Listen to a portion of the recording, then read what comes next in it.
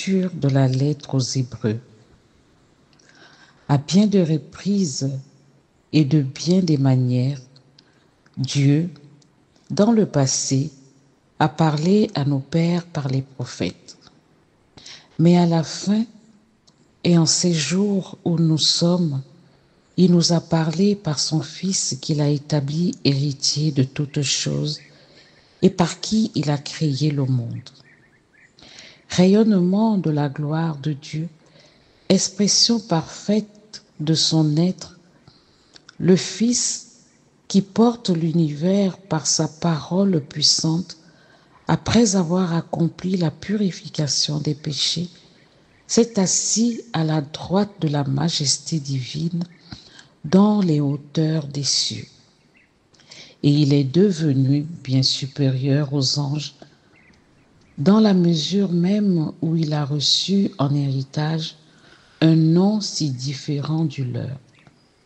En effet, Dieu déclara-t-il jamais à un ange, « Tu es mon fils, moi, aujourd'hui, je t'ai engendré » ou bien encore, « Moi, je serai pour lui un père et lui sera pour moi un fils » À l'inverse, au moment d'introduire le premier-né dans le monde à venir, il dit que se prosternent devant lui tous les anges de Dieu.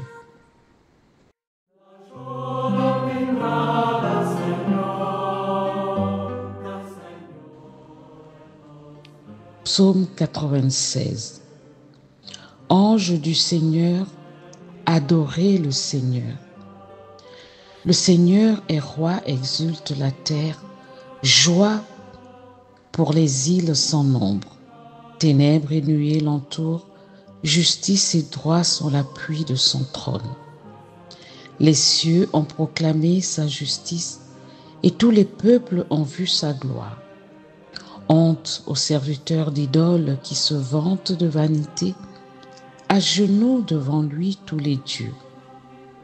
Les villes de Juda exultent devant tes jugements, Seigneur. Tu es, Seigneur, le Très-Haut sur toute la terre. Tu domines de haut tous les dieux. Ange du Seigneur, adorez le Seigneur.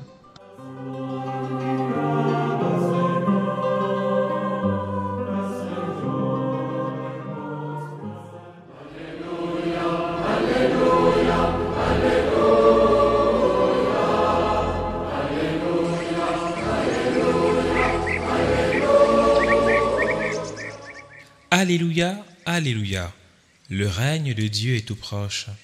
Convertissez-vous et croyez à l'Évangile. Alléluia.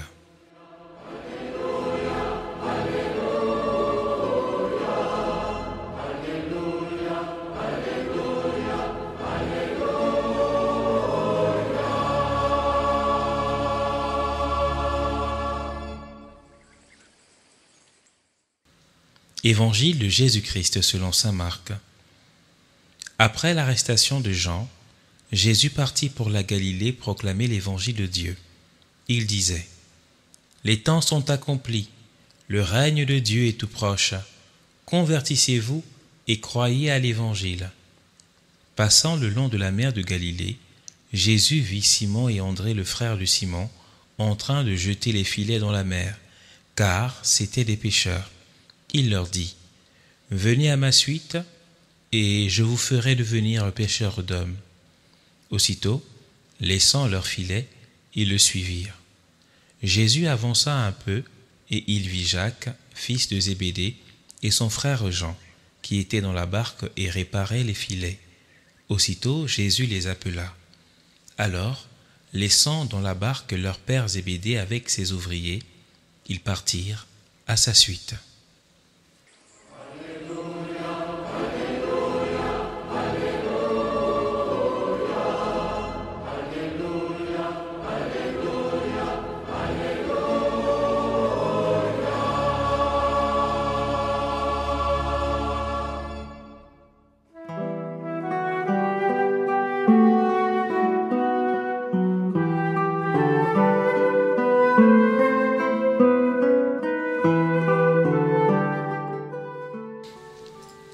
Mes frères et sœurs, bonjour. Les textes que nous écoutons aujourd'hui ont pour but deux principales réalités. La première lecture, tirée du livre de la lettre aux Hébreux, ainsi que le psaume 96, ont pour but de nous montrer bien que celui qui est là devant nous, celui qui s'est incarné, n'est pas un homme comme chacun et chacune de nous. Certes, il est vraiment devenu un homme, mais justement, il est devenu un homme. C'est dire qu'il a une identité, qu'il dépasse la simple nature humaine. C'est vraiment Dieu. C'est vraiment le Fils de Dieu. Et le Père éternel lui-même lui rend témoignage. Dans la première lecture, nous pouvons lire ceci.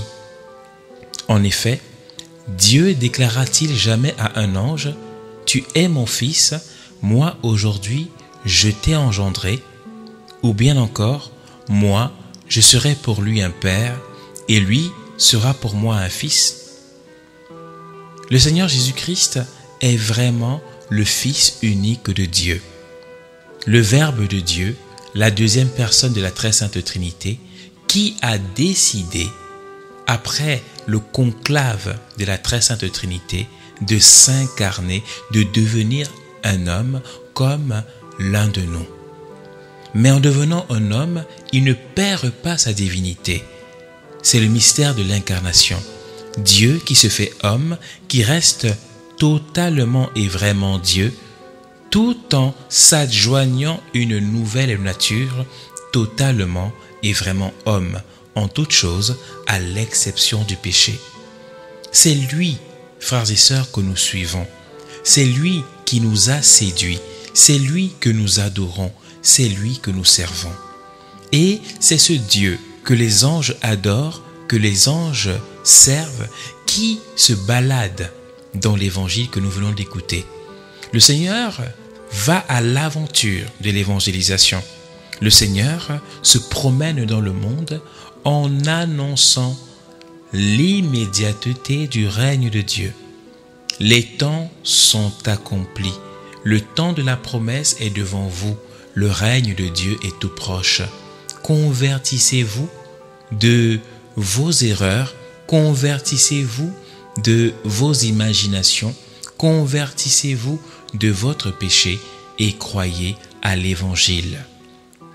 Sortez des ténèbres et accueillez la véritable lumière que je suis.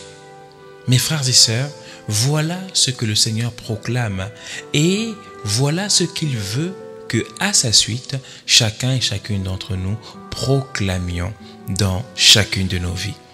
C'est la raison pour laquelle il va s'adjoindre ses premiers apôtres. Il vit Simon et André, le frère de Simon, en train de jeter les filets dans la mer, car c'étaient des pêcheurs. Il leur dit, « Venez à ma suite, je vous ferai devenir des pêcheurs d'hommes. » La rencontre avec Jésus, mes frères et sœurs, est une rencontre qui transforme radicalement la vie de ceux et celles qui osent accepter d'aller à lui. Quand je rencontre le Seigneur Jésus-Christ, je ne reste pas indemne. Je suis complètement détruit dans ma vie ancienne, dans ma vie mondaine et reconstruit dans ma nouvelle vie d'enfant de Dieu. Et le Seigneur ne s'arrête pas là, il va encore pour se choisir Jacques et Jean, fils de Zébédée, comme pour nous dire que le royaume qu'il est venu former sur la terre n'est pas un royaume où nous devons être seuls.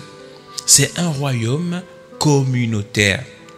Certes, le Seigneur appelle chacun et chacune d'entre nous dans son individualité, mais il nous appelle à former l'Église, c'est-à-dire l'assemblée des appelés de Dieu. On ne peut donc pas être un chrétien seul. Je suis un chrétien qui suis appelé seul, mais mon appel me mène à la communauté. Alors, frères et sœurs, si nous comprenons bien cela, nous verrons que la vie de nos différentes communautés, la vie de nos différentes fraternités, la vie de nos différents groupes d'apostolats dans l'Église va être complètement transformé. Que le Seigneur nous accorde donc de le considérer tel qu'il est vraiment, Dieu, c'est notre Seigneur, et d'ouvrir nos bras à chacun de nos frères et de nos sœurs qui eux aussi ont été choisis par le Seigneur afin que nous formions son Église. Amen.